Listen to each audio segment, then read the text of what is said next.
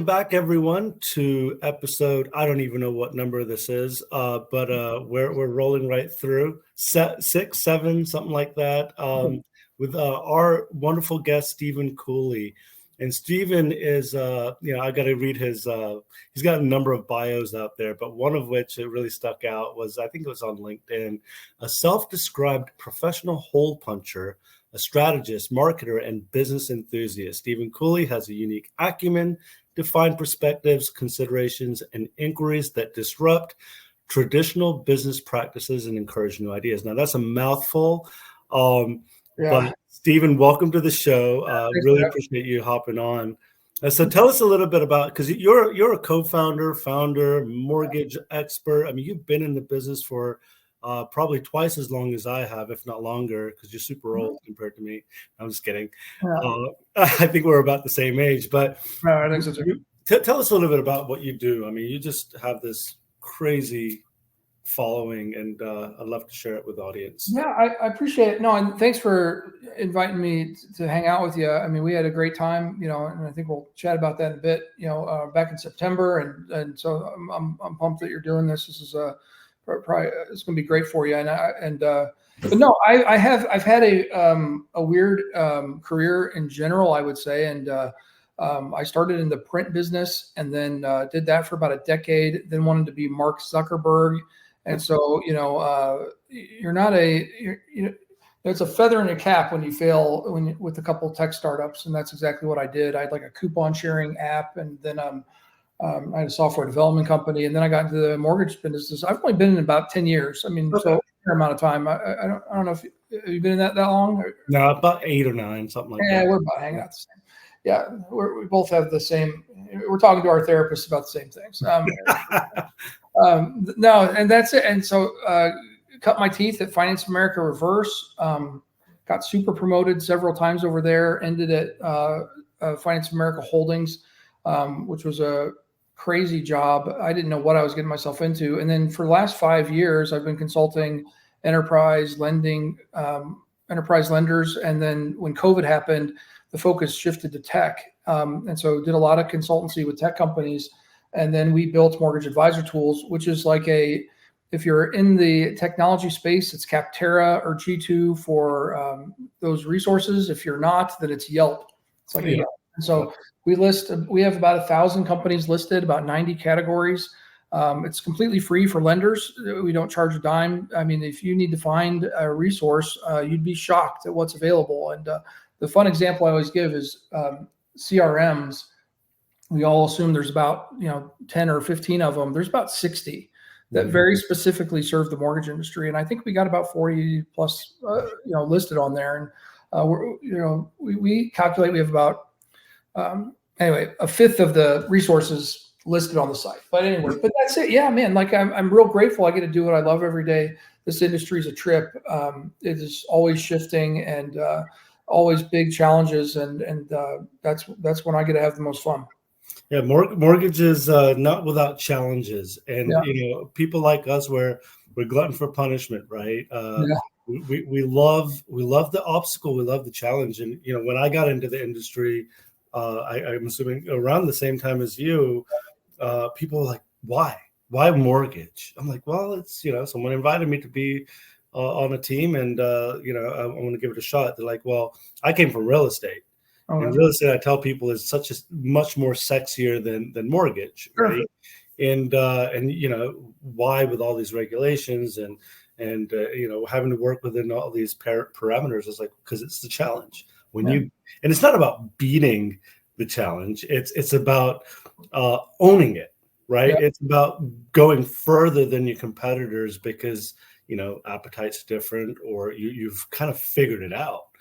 And so that's super exciting. So you invited me to a conversation on stage in, I think it was at the Wynn in Vegas a couple of months ago. And thank you for that, because I had such a great experience. It was at the Digital Mortgage Conference with the National Mortgage Professional, I believe. Mortgage News. No, National Mortgage News. I'm gonna get flagged for that. That mix up, but.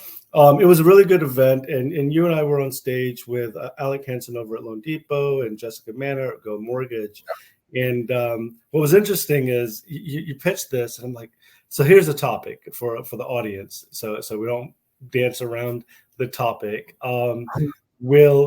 Let me see if I forgot the notes here exactly verbatim, but it was something to the effect of what was it? Will marketing spend outperform loan officers in 2024? And we danced around that, right? We had a lot of agreeing, and I came out to fight the debate on, no, I think LOs are going to spend more money because it's all about local marketing, right? Yep. We're going to have more ROI on that. And we're at the mercy of rates. We're at the mercy of the economy in itself. And, everyone pretends to have a crystal ball, everybody, right? And there are some folks that guess it righter or more right than others. Yeah. But there is no truth. Here in the last week, Steven, what was it? The Fed said that we're going to cut rates 3 times next year. That's not a direct cut to mortgage rates. No. And people think that that's the case. It's those folks that are paying 21% for that car loan, which actually is normal for folks. Yeah. But tell us a little bit about what you actually thought, what your thoughts are. You asked us, so now we get to ask you. Well, that's a lot of fun. Yeah, you do. You have to very much, when you moderate a panel, you do your best to keep your opinions to yourself. And I do have plenty of them around this topic. Yeah, and I didn't realize it at the time that your perspective and where you stood because of kind lending's culture was so specific as like the way that you guys are you have to market and even approach the market for that mm-hmm. matter. It is especially coming from the mass amount of research that we've done around technology in the mortgage space and getting fired from a massive mortgage lender, and all my friends that are in marketing at mortgage lenders getting fired. It's the third most fired position in the country. It's like processors, underwriters, marketers. Mm-hmm. So, we get thrown out with the bathwater quite often, and loan officers definitely don't. And so they are constantly up against that conundrum of what to invest in. Should we get more recruit and get more people? Because it's very understood that salespeople sell things, therefore they make money. Mm-hmm, mm-hmm. Technology in marketing, even if you're really good at quantifying your efforts, mm-hmm. it's misunderstood grossly. And so it's however, in most business sectors, they see and some it takes more time, and you can name off the stuff like the blockbuster Netflix and the cab industry, the travel agent industry, the auto industry, get pretty hip to how technology could save them and money through automation and process. Mm-hmm. And we are still hanging on to dear life to the handshake culture. And I think it's extremely problematic. And this year is a great example of it. Mm-hmm. I think that my fear around rates, shifting too much is we might not get the true, redo that I think we need, or turn to the technology that helps us. We got amnesia as soon as COVID chilled out, and mm-hmm. we forgot that we functioned really high with the home technology and using Zoom and forced to leverage technology to get our jobs done. And so there's always going to be a place for loan officers in our industry. And when I talk to loan officers, my statement, it's never been more important to be very good at what you do. Because there is just too much tech out there that can absolutely automate your gig.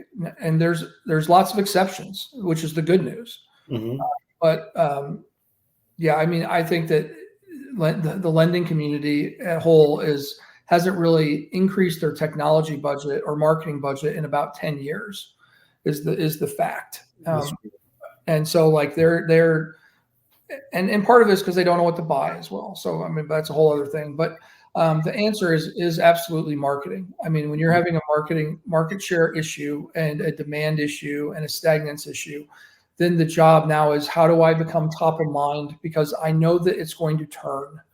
And so I don't see how you would not want to invest, or whether it's time, money, or with technology, to increase your brand awareness and overall presence, so that when the market does turn, you can empower your loan officers to do their job.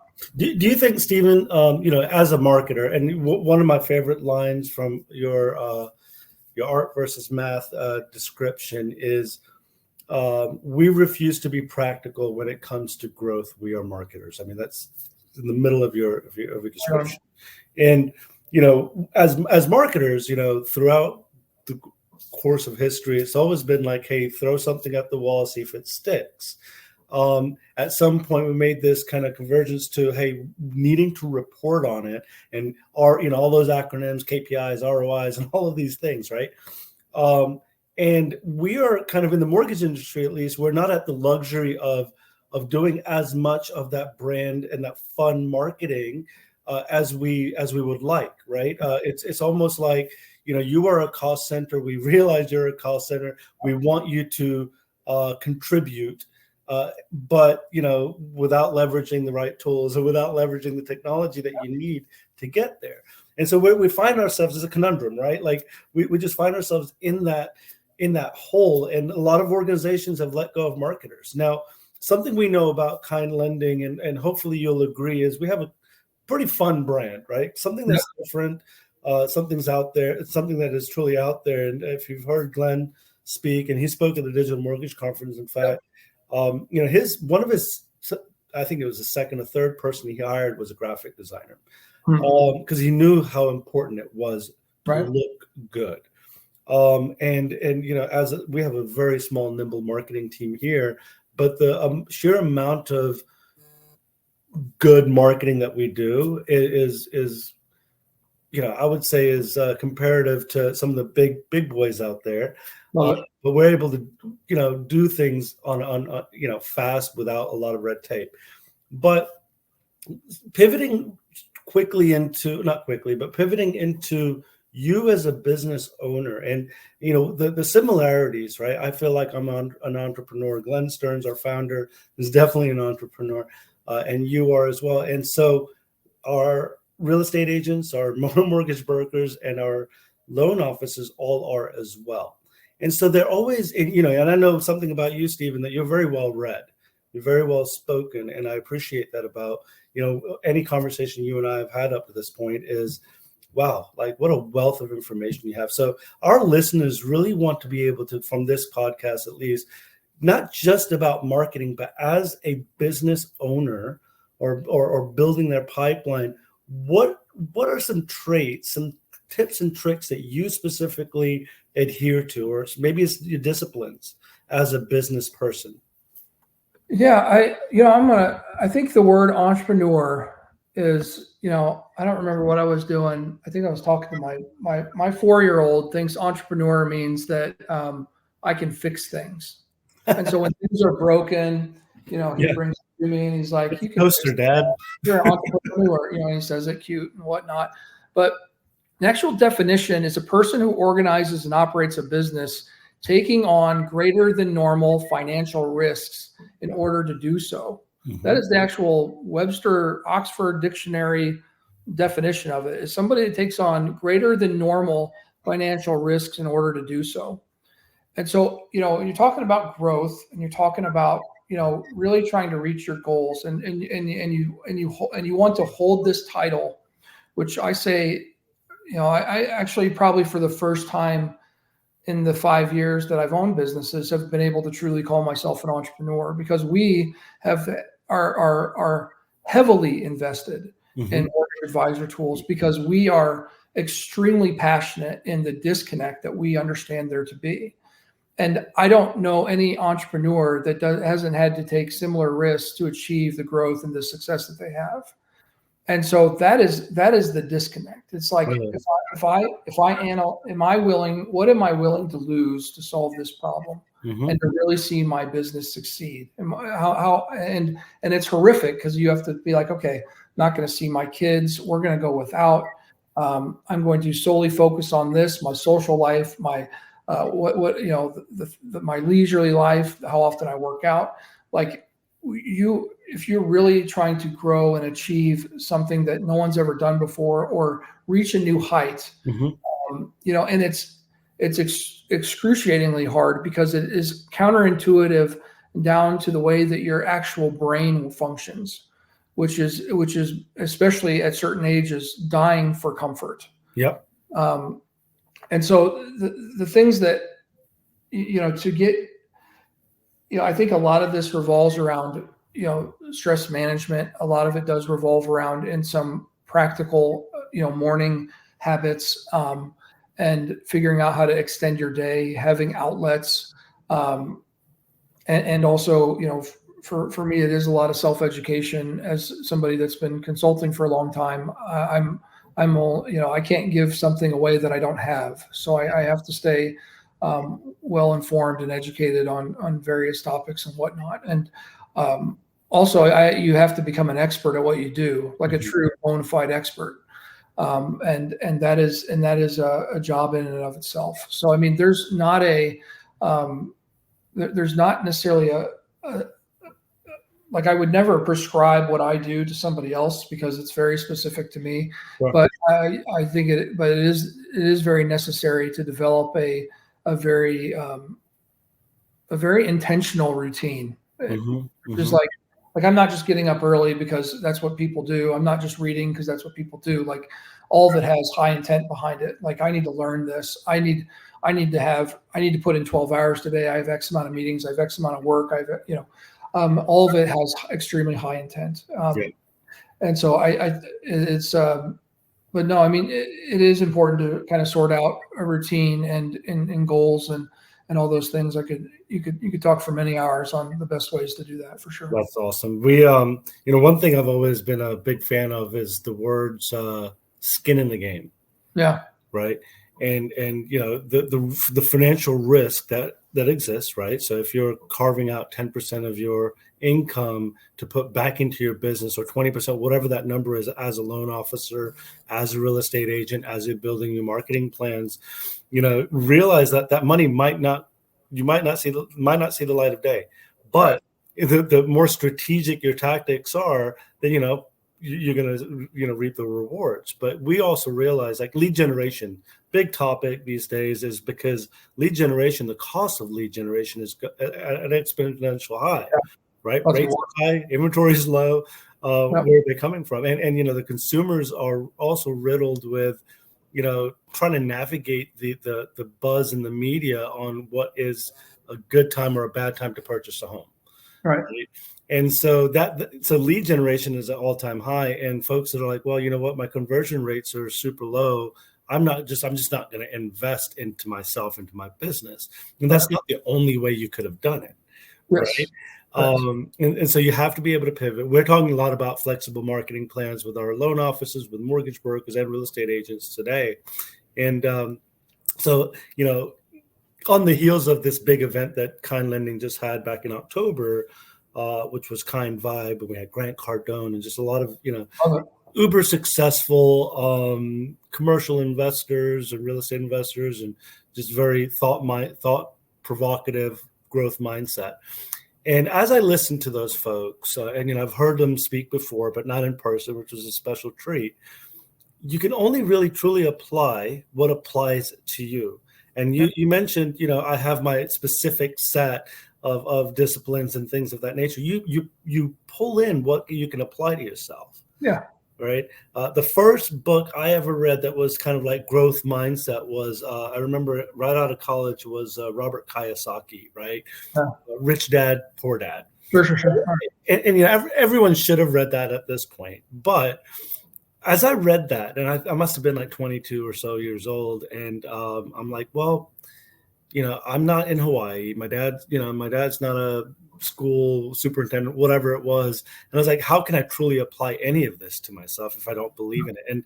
And people like you that look up to and for mentors, and I have my own mentor in marketing, I have my own mentor in business, and you have to have those people to lean on and advise. So why I love the name Mortgage Advisor Tools, right? It's three things. Right. Mortgage, right? We're in the mortgage industry. You advise, and the tools. So break down both mortgage advisors tools and art versus math for our audience. I'd love to. Sure. Well, real quick. Yeah. I want to touch on like the idea of investing 10 to 20%. It's even in describing it, those are comfortable numbers, but the discomfort would be 50%. Oh yeah. Right. Like either you're going to invest in yourself in a real way or you're not. Like 10% is par for the course in any marketing business organization. They're going to invest about 10 to 20% of their but like it's like, man, like but when the rubber meets the road is the numbers that make you absolutely like, okay, if I invest this much, how are we going to pay our car notes? Mm-hmm. Right? Like, okay, this, and now my activities and everything that I do now is going to be much more intentional. It's going to be much, it's going to get a lot of my attention because something real is on the line. Sure. And that's when the magic happens in my experience. Like, I mean, if you're spending it frivolously, right, and you're throwing 10% at, I'm going to do Facebook ads, and you didn't put your whole heart into it, and then you have no results, you're not going to do it again. Right. And oftentimes the marketing people tend to super underinvest, right? And then they're like, it didn't work. So, but if I have 4,000, if I make 10 grand a month and I put 4 grand into Facebook ads, like all of a sudden something, like I'm paying attention to the strategy, every word on the ad, the video I'm putting up, the website, the landing page, all of a sudden I'm going to treat it totally different because now I have a substantial investment, because if these things don't actually convert, like things are not going to get paid in my home. Mm-hmm. Right. So, but again, that's growth mindset. It's like, I'm going to actually make a substantial investment in this and sacrifice and do something that is going to, make my wife go, are we sure this is a good idea? and those kind of things. So, I mean, that's the, in the art versus math approach, the weird, it's not like jump off a cliff, so to speak, but to a certain extent it is, with some pragmatism sprinkled in there. I mean, these businesses, whether you're technology or lenders that are really trying to experience something new, experience growth, align their products with the market, or make, grab more awareness around their brand. I mean, there has to be a event that triggers these type of things, whether it is a monetary or creative or even data driven, which is the other disconnect with leads right now. Like, most of these guys have tons of data that they could be leveraging better and see some results. But that is how we approach consultancy engagements. It's like, what's going on that's working? What are you really trying to accomplish? Why are you trying to accomplish? What happens if that does get accomplished? And what's stopping you from accomplishing that? And really starting to kind of reverse engineer. And then my freakish acumen is to bring things to the surface and ask questions that have probably never been asked of business owners before. And it creates a whole new experience for folks, and I've found a fair amount of success in doing so. I've had to take a lot of my own medicine lately with mortgage advisor tools, which quite simply just this massive disconnect between 90% of lenders believe that technology is imperative for their future growth and operations. Only 9% of them are confident in the current technology that they have. And that is, like, I think Walter Coors and MBA. So there's a massive problem there for several reasons. One, the middle market doesn't tend to go to conferences. Mm-hmm. And the technology strategy is to usually solicit the top 100 to 200 lenders. Mm-hmm. The majority of originations done every year is done by the middle market. Mm-hmm. So they get overlooked, despite the fact that there's thousands of banks, credit unions, and independent mortgage banks that are viable technology customers, but they have no idea who Dave Savage is from Mortgage Coach or Barry Habib. All of our mortgage celebrities, they have no idea who they are because they're not a part of that community. Yeah, that's when you search this stuff, it's even more hard to find because again, there's not a lot of investment, or there's a restricted investment for those tech companies. They're not as big as we think they are, and so the passion there is just simply innovating the mortgage industry en masse. We want to help, not just lenders find technology to enhance their business, but there's a lot of great technology that that isn't getting the exposure that it needs simply just because they also don't have the $15,000 to go to a conference. They don't have massive marketing budgets. They're not a part of the clicks and the collaboratives and so we have a very economical way for them to enter into mortgage marketing or marketing to the mortgage industry, and we're trying to just bridge that gap so that more lenders can find tech solutions to achieve their goals. Perfect.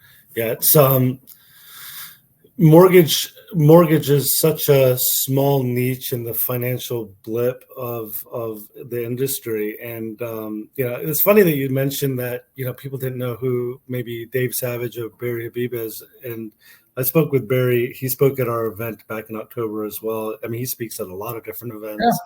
Yeah. And I was talking to a broker, and some of the brokers were like, "Oh yeah, man, Barry Habib."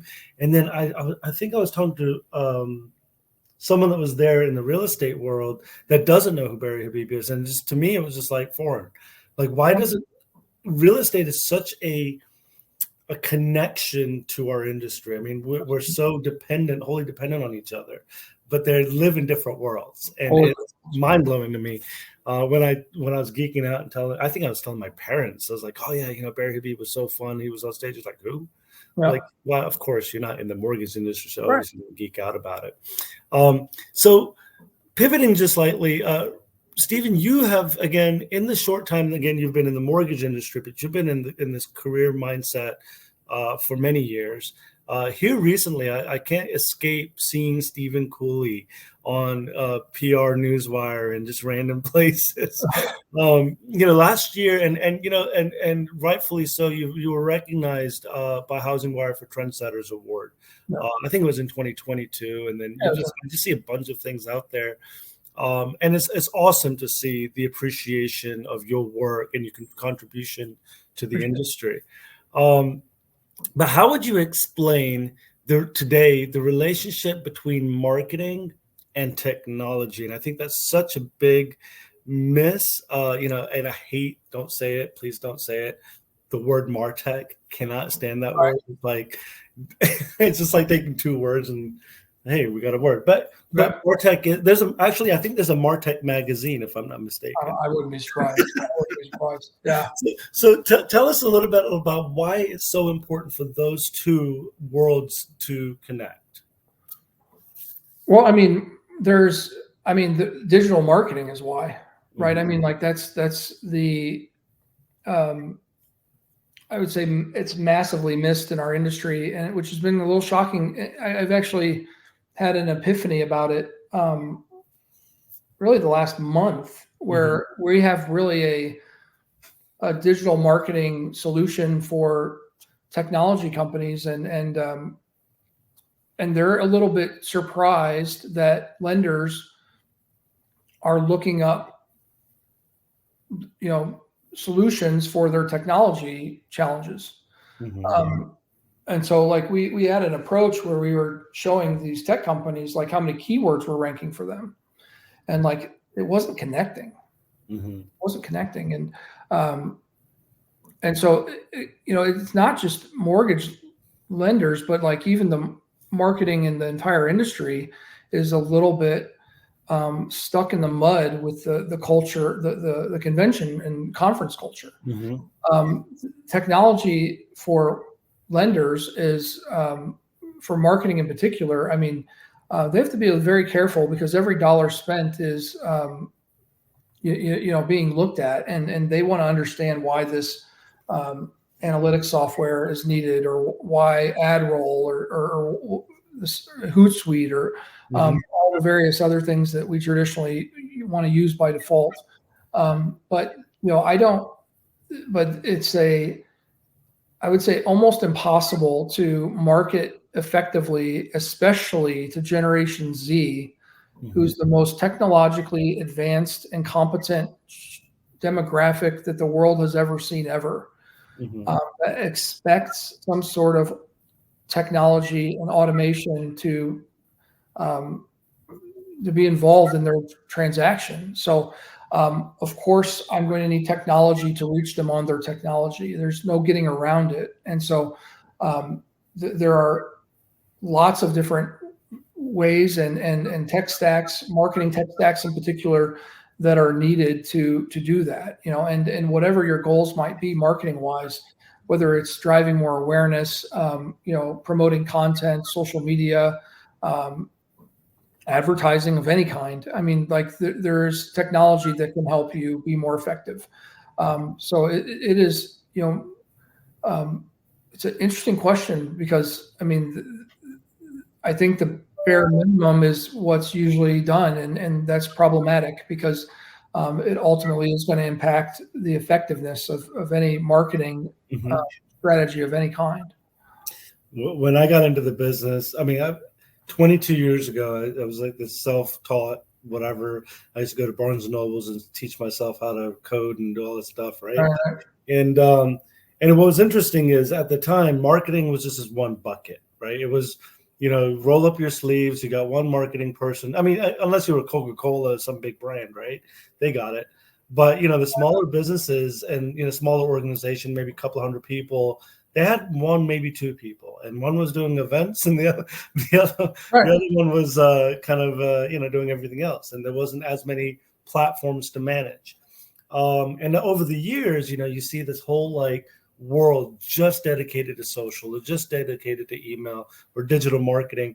And today, what isn't digital, right? Like there's seldom few things left that aren't digital anymore. And I think that what fits in that digital bucket is now marketing has the ability to report on all those pieces. Absolutely. And even websites, you remember those things, right? Like where you had the PHP, MySQL developer on the back end to build the database and the designer on the front end, and neither one of them talk. And I look at that as technology, as one was this technology, the database side of it, right? The developer.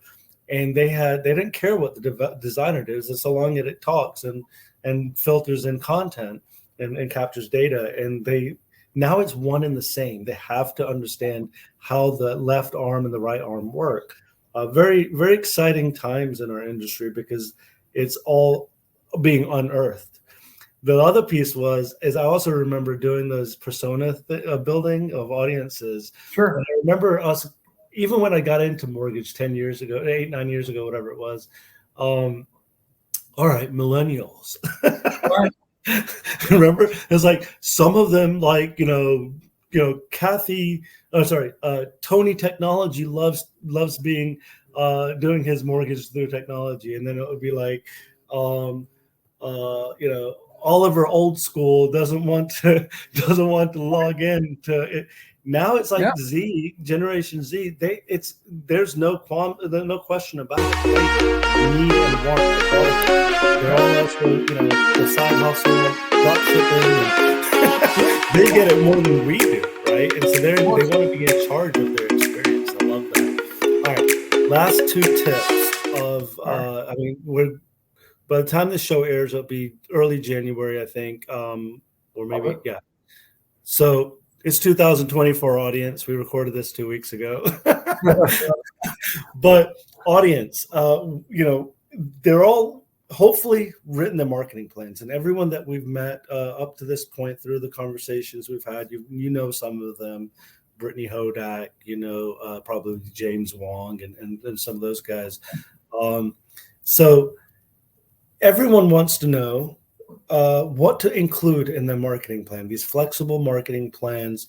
What are 2 quick tips that you would include, maybe not even just in your marketing plans, but tips to build their business in 2024 as we approach this hopefully different rate environment and things? I mean, different rate environment or not, I mean, the biggest thing that I think the lending, whether you're a realtor or a loan officer or an insurance agent, or whatnot, I mean, we sell commodities for a living. Mm-hmm. And so we're all kind of cutting the same material. And so what's going to be crucial for everyone to understand is the differentiators that you have that would make me want to find you. And so there should be the actual tactics are going to be, or the vehicles that you use to deliver, whether it's social media, advertising, website, are not as necessarily important as really fundamentally from a strategy perspective, understanding the differentiator of your company, yourself, and the products that you sell. And then fundamentally understanding how those differentiators connect with what and which audience they connect with, which would also maybe be helpful to look at the business that you've done over the past X amount of years and say, who do I usually sell to the most? What kind of people are they? What do they like? How much money do they make? And there's probably some patterns in there. Mm-hmm. We tend to connect with the same types of folks. It's totally natural. And then, so now I have this hodgepodge of information. I know who I predominantly sell to. I know how my products might skew in difference from my competitors. Right. And then lastly, what circumstances am I selling into? So it is, we like FHA, 3.5% down, and you have to have insurance. And like we talk about the product, like people care, and they don't. They want to know, like, I'm in this situation and I'm trying to buy a house. Mm-hmm. This is my circumstance. This is the cards I was dealt. How can you help me? And when we start marketing to people's circumstances, that's when the lights turn on. Sure. And if you compound that with aligning a higher likelihood of your audience being able to relate to you with a differentiator, all of a sudden that's the keys to the kingdom. Now, however you want to deliver that, if you're able to build a profound website that resonates with all those things, God bless. Social media content, blogs, billboard advertising, however you deliver this stuff. But if you can figure those 3 things out, like sure. I specialize in non-QM, and especially like self-employed folks that are the side hustle guys. I know how to make sense of their income. We have this very unique product that does these couple things, and I'm really into fishing. Mm-hmm. Well, there you go. And you get to work and you start to like align all your content and whatnot around those things. And I'm not saying you talk about fishing all the time or whatnot, but like you skew it that way, and all of a sudden those people are going to find you. So I think that there's a misunderstanding of the significance of our data and the way that we sell and approach our products. And we're really hung up on the deliverable, the delivery vehicles of these things. Like, it's not that you should do more social media. It's right. That you should do it with a lot more intent. Like, my audience looks like this. I was doing B2B sales and printing. Yeah. And I killed it in the Midwest. I live in Indiana. It was a militant kind of environment. I took to it and tend to talk fast, get to the point. I'm not a small talker always. But I was really successful with the East Coast, really successful. Had a couple West Coast, but I shit the bed in the South. I could not connect. And culturally, it just didn't resonate with like that, speaking quickly and not asking how you're doing and going into more rapport building was required. Sure. Culturally for me to resonate there. I just didn't tend to do that. Mm-hmm. And so, so there's two things that I can do there. I can either slow down and work on building rapport, or I'd stop selling there. Mm-hmm. And so that kind of understanding of yourself and all those variables are what make you more effective. And whether it's making cold calls, sending emails, like the marketing part is almost inconsequential compared to the actual initial strategy work that you do to get yourself prepared to enter the market. And in a market share environment, which is what 2024 is going to be, that's going to be the keys to the kingdom. Whoever sorts that out the best is going to see high success next year. I love it. So should they send you royalties if it works? Absolutely not. Just live well and prosper, I love that. That's awesome. Well, Steven, this could be a 3-hour series, and we definitely want to have you back on as the year progresses. But to the audience, thank you so much for tuning in for another episode of the Krish Marketing Podcast, and our guest Steven Cooley. Thank you. Thank you kindly.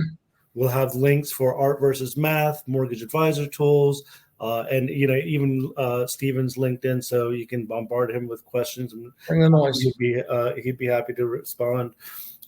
We've got some really good guests coming up, and as we always end our podcast with the words, stay curious and keep marketing. So thank you so much, and have a great day. Thank you. Take care.